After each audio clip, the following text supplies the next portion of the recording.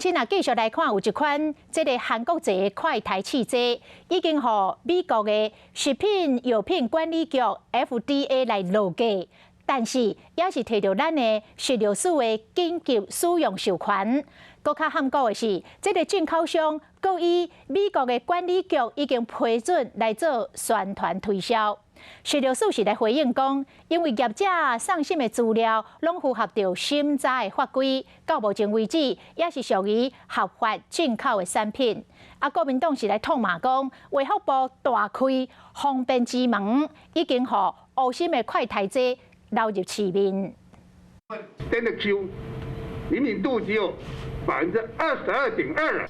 批评食药署审核 EUA 无够认真，因为即卖有一款韩国生产的快台汽车，明明伫今年3月，和美国 FDA 要求回收，同一时间 FDA 嘛要求进口商袂使搁卖，偏偏进口商伫宣传的时，又愿意美国 FDA 批准做宣传。更加含的是，这款快台又伫食药署许可的快台中，乌心快台可能已经流入市面上啊。这个产品当时在美国是没有被核准的，所以暂时呼吁美国的民众不要使用。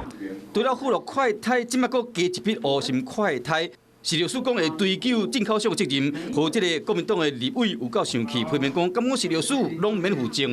这样的一个大开方便之门，提供了一个公文，让这个黑心厂商能够进口黑心快筛。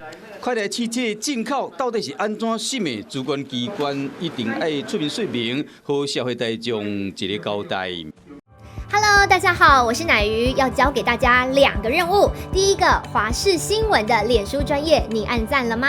还有华视新闻的 YouTube 频道，赶紧订阅起来，还要记得按赞，开启小铃铛哦。